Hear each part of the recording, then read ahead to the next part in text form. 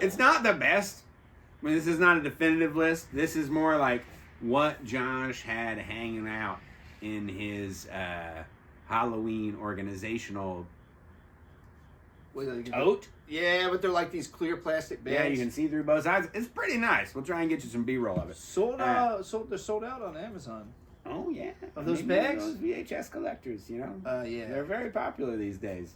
The people that would be of the age that would want to collect VHS are also of the age that they might have expendable income. You know? But that's beside the point. Let's talk about the tapes we have before us. What do you want to start with? Well, first off, absolutely. Gotta go there first. That was my thought, too. Yeah. The Tree House of Horror. There's only 2 episodes on here? God, tape capacity is terrible. You know what's great about this as well? Is it's only 1 episode of Treehouse of Horror, and then it's another episode of just The Simpsons. It's a cool collector item. I like the artwork. And the Treehouse of Horror, just like broadly, is a wonderful part of the Halloween season. Are they still doing Treehouse of Horror? They're still doing Treehouse of Horror. Their last season was actually pretty good. Simpsons goes through phases. Yeah, and then you get moments where you're like, Simpsons is good and whatever. But it was cutting edge when it came out, and it'll never have that same tour de force that it had.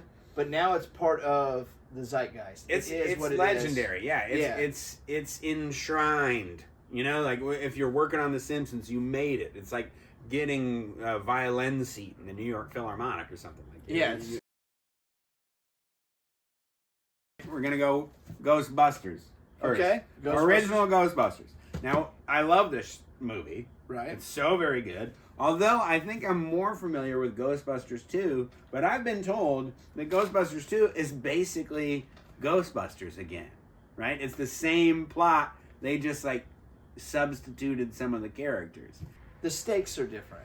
The stakes are different. The first Ghostbusters, it's like literally the end of the world biblical stuff happening. Oh, yeah. To a point that you're like, this isn't just Ghostbusters. These guys are like really fighting some sort of like cosmic spiritual threat, like something that's beyond. Yeah, this is Keymaster. Yeah. Yeah, and then they have to like use the No, they don't have to use the Statue of Liberty. That's in the second one. They just cross their streams at just They cross the streams, and but there's the Stay Puft Marshmallow Man that comes to kill him. Yeah. Right? That's in Ghostbusters 1. Yeah. That's the whole thing. And they do kind of blur. And I think what happens with movies like this is they would play Ghostbusters 2 a lot more on TV. It was easier for them to get a hold of it. Right. It's just like Superman 4, Quest for Peace. Seen it the most. Everybody's got Superman 4 up here. Yeah. They got syndicated. Yeah, you know why? Yeah, because it was the one that was on regular TV when you didn't have cable, and they would play it over and over on Sunday movies. And then it's like... It's the same reason that we've all seen The Shawshank Redemption like 17 times. It was on TNT. Now, that's a different era, right? It was after this that we're talking about. Yeah. But idea. Shawshank is a little bit more higher tier than, I'd say, Superman 4, Quest for Peace. Is it? Okay, so we got Ghostbusters. Classic. That belongs in your Halloween repertoire. What about this one? Maybe a controversial pick. Okay, I just want to challenge you as the owner of that tape. Like, just nutshell the plot points of Ghost Dad. All right, it's a guy that's working too much. His kids are missing him. Some sort of accident happens, and now he's dead. And his daughters are in certain pickles at school in their own social situations, and he shows up, and not only does he help them learn more about themselves, by the end they help him learn more about himself. But then, I don't know, I think at the end of Ghost Dad, he actually comes back to being human, like it was some mistake or something. Oh, he gets to be alive again. I think so. I think they re-alive You check that and let us know. It's been a while since See if old George Gorbin got that synopsis correct. Which of these 2 movies would you like to check out? I think we gotta go Scream first. Okay. All right. We were talking about this in studio a little bit earlier. Josh argued that it came out when people were tired of the slasher movie, when the slasher movie had been kind of played out. Like, we'd been through all the Halloweens.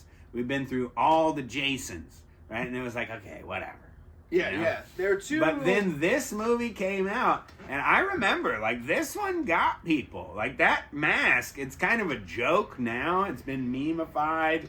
But, like, when this came out, it was a seminal moment. Very good movie. Scream. So Drew Barrymore in it for only, like, the first 6 minutes or something like that. maybe like 10 to 12. Like, it's Yeah. a pretty long, drawn-out intro. I don't know the actual runtime now. I don't know. Check us on the runtime. Yeah, so, but in all fairness, what I think this did was it bridged the gap between thriller and horror.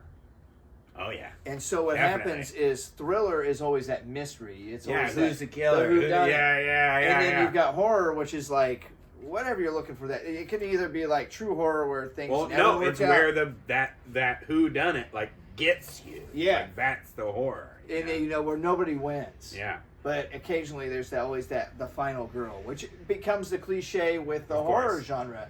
So it was able to juggle the two. What I liked about Scream was Wes Craven understood a good thriller, and he always got kind of pigeonholed. That was Wes Craven? Holy Yeah, shit. this was Right on. his. This was basically his getting back into it, like the Yeah. swing of it, to where it's like I still got some hits. Right. So it's his comeback tour. Honestly, is what it was. Yeah, I did And, not know it was Wes Craven. So he was able to take his knowledge of doing things like A Nightmare on Elm Street, Last House on the Left, Yeah. many other films. Like he understood it.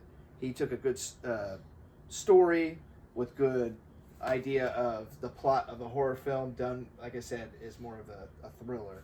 I actually got the ability to see it at the Art Craft 2 years ago, and it was fresh again. Cinematic experience. It was like 450 people in one room staring at the same screen, and the jokes were hitting. Yeah. It's a very funny movie. It's almost like a Scooby-Doo movie too. It's like Yeah. very much like a you got Jamie Kennedy in there. Yeah, totally. Yeah, the two guys, it's Jamie Kennedy and the other, that are like constantly satirizing the entire thing. Yeah. They're almost like Shakespearean. It's a good movie. It's a good movie. All right, last one on the table. Interview with the Vampire. Ooh, what made you choose that one? I just think that this is a quality film. Really well acted. Tom Cruise, Brad Pitt, Kirsten Dunst, Yeah. right? The story, Christian Slater, right? Yeah, he's he's the the interviewer. It's a classic movie, right? I don't remember it that well. Like, if you asked me to tell you the beat points of this movie, I could not do it. But I know that it's just like a dope movie. Yeah. You know? I think I like this movie because it works as a standalone. It's part of its own universe of like 26 books or something crazy. It's a whole thing. Vampire Lestat is the whole thing. I didn't know that. That's Tom Cruise's character, and then Lou is Brad Pitt. Uh-huh. And so it's really the whole tale of Lestat. He's the main guy, which Right, doesn't feel that way at all in this, which I like. They did that. It's like a side quest movie. And Yeah. it works as a standalone. Kind of like we always go back to the Enderverse. Always. It's like that, where this is Bean's tale. Right. Yeah, Yeah. that's kind of what. So, if you've ever seen The Queen of the Damned, I that's haven't a seen spiritual sequel. It's a Vampire Lestat story where he becomes a rock star and he like lures people in. And it's like that was it's got Aaliyah as the queen of the vampires. Now we've done the TV show and then a couple of joke movies and then a serious thriller, but this is like it's a film, right? It's not particularly dependent on Halloween, Right. but it does fit in a spooky season category. Bring it on in. It's got that Halloween vibe. It's a vampire movie. It's a vampire movie. You can do it's that. an excellent vampire movie. It's one of the most human vampire movies I've ever witnessed. That's what I like about it. It's so Well, human. the interview with the vampire, right? We're like understanding more about who is this person.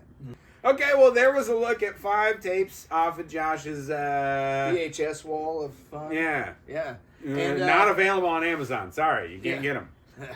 It may or may not be true. And you know what? There is a bonus tape I'd like to talk about. Oh yeah.